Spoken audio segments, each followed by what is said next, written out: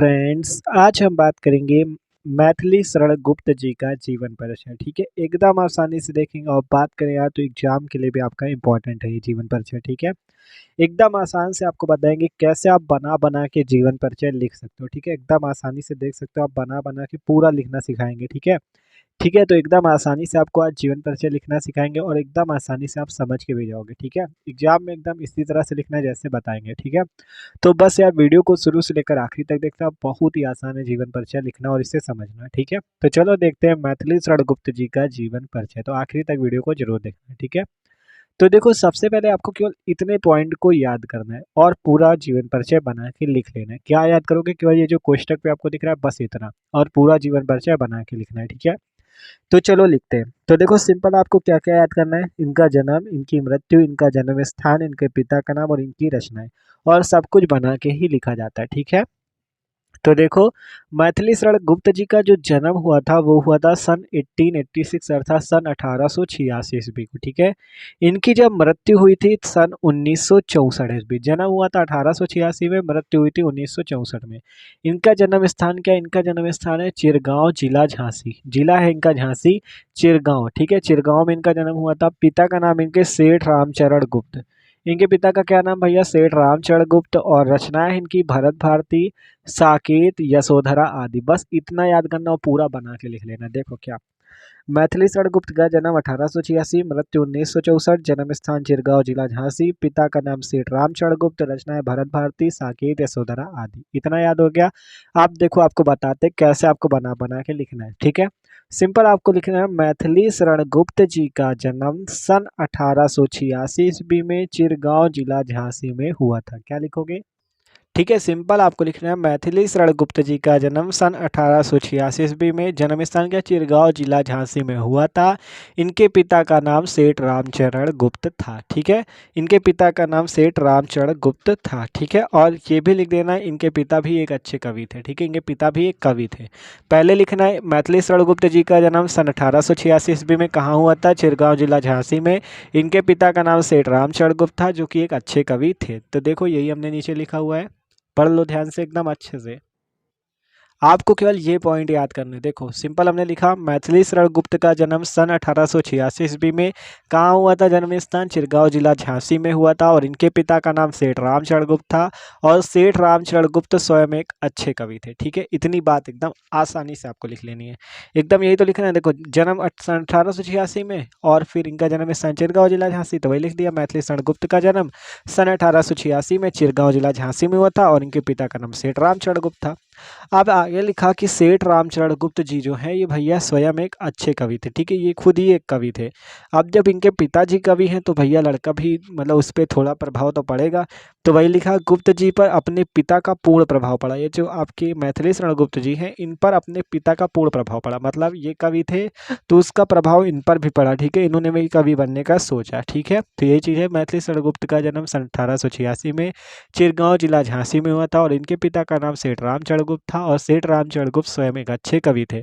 और फिर लिखा गुप्त जी पर अपने पिता का पूर्ण प्रभाव पड़ा। ठीक है, इतना लिख दिया। फिर लिखना है आचार्य महावीर प्रसाद द्विवेदी से भी इन्हें बहुत प्रेरणा मिली, और ये द्विवेदी जी को अपना गुरु मानते थे।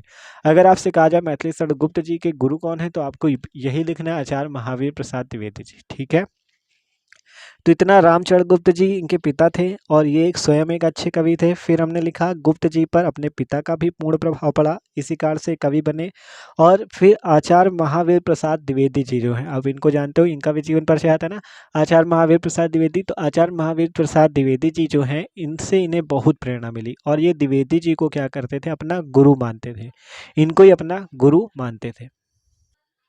ठीक है, तो सिंपल इतना लिख जाएगा कि कैसे मैथिली शरण गुप्त का जन्म सन 1886 ईस्वी में चिरगांव, जिला झांसी में हुआ था, और इनके पिता का नाम सेठ रामचरण गुप्त था।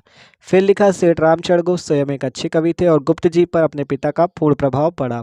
फिर लिखा आचार्य महावीर प्रसाद द्विवेदी से भी इन्हें बहुत प्रेरणा मिली, और ये द्विवेदी जी को अपना गुरु मानते थे। ठीक है, इतना लिख जाने के बाद आपको लिखना है क्या? देखो अब गुप्त जी को, देखो गुप्त जी की अब शिक्षा की बारी आई तो उन्हें क्या किया गया? गुप्त जी को प्रारंभ में अंग्रेजी पढ़ने के लिए, देखो क्या लिखोगे? गुप्त जी जो मैथिली शरण गुप्त जी हैं इन्हें प्रारंभ में अंग्रेजी पढ़ने के लिए झांसी भेजा गया। किंतु वहाँ इनका मन न लगा, ठीक है। जब इन्हें झांसी भेजा गया पढ़ने के लिए, लेकिन उनका पढ़ाई में वहाँ मन न लगा। अतः घर पर ही इनकी शिक्षा का प्रबंध किया गया, जहाँ इन्होंने अंग्रेजी, संस्कृत और हिंदी का अध्ययन किया। क्या लिखोगे? एकदम आसान। देखो, आपको लिखना है गुप्त जी को प्रारंभ में अंग्रेजी पढ़ने के लिए। अब देखो, झांसी इनका जन्म ही है, ठीक है, चिरगांव जिला झांसी, तो इनको जिला झांसी में भेजा गया। लेकिन क्या हुआ भैया, जब झांसी इनको भेजा गया पढ़ाई के लिए, अंग्रेजी पढ़ने के लिए, लेकिन वहाँ इनका क्या हुआ, मन ही नहीं लगा पढ़ाई में। फिर क्या हुआ, इन्हें घर बुला लिया गया और घर पर ही इनकी शिक्षा का प्रबंध किया गया, जहाँ इन्होंने अंग्रेजी, संस्कृत और हिंदी का अध्ययन किया, ठीक है। घर पर ही रहकर अंग्रेजी, संस्कृत और हिंदी का अध्ययन किया। अब कहा गया गुप्त जी बड़े ही हंसमुख और सरल स्वभाव के व्यक्ति थे। ये जो गुप्त जी, हमारे मैथिली शरण गुप्त जी हैं, इनका स्वभाव बहुत ही हंसमुख और सरल स्वभाव था, ठीक है। और इनके काव्य में भारतीय संस्कृति और भारतीय संस्कृति का प्रेरणा पद चित्रण हुआ है, ठीक है। ठीक है, इन्होंने किया क्या, अपना जो काव्य है उसमें क्या किया इन्होंने, भारतीय संस्कृति मतलब भारत की संस्कृति का चित्रण प्रस्तुत किया है, ठीक है। वही लिखा हमने, इनके काव्य में भारतीय संस्कृति का प्रेरणाप्रद चित्रण प्रस्तुत हुआ है, मतलब इन्होंने अपने काव्य में भारत की संस्कृति का चित्रण प्रस्तुत किया है। फिर लिखा गया इनके महाकाव्य साकेत, मोस्ट इंपॉर्टेंट है, पूछ लिया जाता है साकेत किसका महाकाव्य, मैथिली शरण गुप्त जी का। तो साकेत महाकाव्य पर इन्हें हिंदी साहित्य सम्मेलन प्रयाग से मंगला प्रसाद पारितोषिक भी मिला। ये एक मान लो कह सकते हो, एक अवार्ड कह सकते हो, ठीक है। तो वही है, साकेत महाकाव्य पर इन्हें हिंदी साहित्य सम्मेलन प्रयाग से मंगला प्रसाद पारितोषिक भी मिला। और भारत सरकार ने गुप्त जी को इनकी साहित्य सेवा के लिए पद्म भूषण से सम्मानित किया, ठीक है, किससे, पद्म भूषण से सम्मानित किया। और इनका फिर लिख देना, इनका निधन सन 1964 ईस्वी को हुआ, ठीक है। बस इतना सिंपल से लिखना है। क्या लिखा, साकेत महाकाव्य पर इन्हें हिंदी साहित्य सम्मेलन प्रयाग से मंगला प्रसाद पारितोषिक भी मिला। और भारत सरकार ने गुप्त जी को इनकी साहित्य सेवा के लिए पद्म भूषण से भी सम्मानित किया। और इनका निधन सन 1964 ईस्वी को हुआ, ठीक है। तो एक बार फिर से समझ लो क्या क्या लिखना है। सिंपल आपको इतना लिखना है ब्रैकेट पे, जिससे आपके नंबर कोई काट नहीं सकता, ठीक है। इतना लिख दिया सबसे पहले, जन्म इतना, मृत्यु इतनी, जन्म स्थान, पिता का नाम और रचनाएं। फिर लिखोगे मैथिली शरण गुप्त जी का जन्म सन 1886 ईस्वी को चिरगांव जिला झांसी में हुआ था। इनके पिता का नाम सेठ रामचरण गुप्त था। सेठ रामचरण गुप्त स्वयं एक अच्छे कवि थे। फिर लिखोगे, और गुप्त जी जो मैथिली शरण गुप्त जी है, इनका अपने पिता, ठीक है। अब देखो, इनके पिताजी भी कवि थे, तो उसका प्रभाव भी इन पर पड़ा, तो वही चीज़ देखो लिखा गया। मैथिली शरण गुप्त का जन्म सन 1886 में चिरगांव जिला झांसी में हुआ था। इनके पिता का नाम सेठ रामचरण गुप्त था और सेठ रामचरण गुप्त स्वयं एक अच्छे कवि थे। और जब ये इनके पिता अच्छे कवि, तो लड़का भी होगा, तो वही चीज़ गुप्त जी पर अपने पिता का पूर्ण प्रभाव पड़ा। और फिर लिखा गया, आचार्य महावीर प्रसाद द्विवेदी जी को ये अपना गुरु मानते थे। देखो कहा गया ना, आचार्य महावीर प्रसाद द्विवेदी जी से इन्हें बहुत प्रेरणा मिली और ये द्विवेदी जी को अपना गुरु मानते थे। फिर हमने लिखा, गुप्त जी को प्रारंभ में अंग्रेजी पढ़ने के लिए कहाँ भेजा गया, झांसी भेजा गया, लेकिन वहाँ इनका मन ही नहीं लगा, ठीक है। गुप्त जी को प्रारंभ में अंग्रेजी पढ़ने के लिए झांसी भेजा गया, लेकिन वहाँ इनका मन नहीं लगा। तो घर पर ही इन्होंने क्या किया, इनकी शिक्षा का प्रबंध किया इन्होंने, इनके पिताजी ने, ठीक है, कि मतलब घर पर ही पढ़ ले। तो जहाँ इन्होंने अंग्रेजी, संस्कृत और हिंदी का अध्ययन किया। और कहा गया गुप्त जी बड़े ही हंसमुख और सरल स्वभाव के व्यक्ति थे। इनके काव्य में भारतीय संस्कृति अर्थात भारत की संस्कृति का चित्रण हुआ है, या कह सकते हो भारतीय संस्कृति का प्रेरणाप्रद चित्रण हुआ है। फिर हमने लिखा इनके महाकाव्य साकेत, तो लिख दिया साकेत महाकाव्य पर इन्हें हिंदी साहित्य सम्मेलन प्रयाग से मंगला प्रसाद पारितोषिक भी मिला। और भारत सरकार ने गुप्त जी को इनकी साहित्य सेवा के लिए पद्म भूषण से सम्मानित किया। और इनका निधन सन 1964 ईस्वी को हुआ, ठीक है। तो ये जीवन परिचय हो गया। आप साहित्य में स्थान लिख सकते हो। साहित्य में इनका क्या क्या स्थान है, ये राष्ट्र कवि के नाम से भी जाने जाते हैं, ठीक है। तो देखो साहित्य में स्थान, राष्ट्र कवि मैथिली शरण गुप्त आधुनिक हिंदी के सर्वाधिक लोकप्रिय कवि हैं। क्या लिखा गया, राष्ट्र कवि मैथिली शरण गुप्त आधुनिक हिंदी के सर्वाधिक लोकप्रिय कवि हैं और अपने काव्य से राष्ट्रीय भावों की गंगा बहाने का श्रेय, ठीक है, गंगा बहाने का श्रेय गुप्त जी को है। और द्विवेदी युग के या अनमोल रत्न, ये द्विवेदी युग के अनमोल रत्न भी हैं, ठीक है। ये किस युग के हैं, द्विवेदी युग के।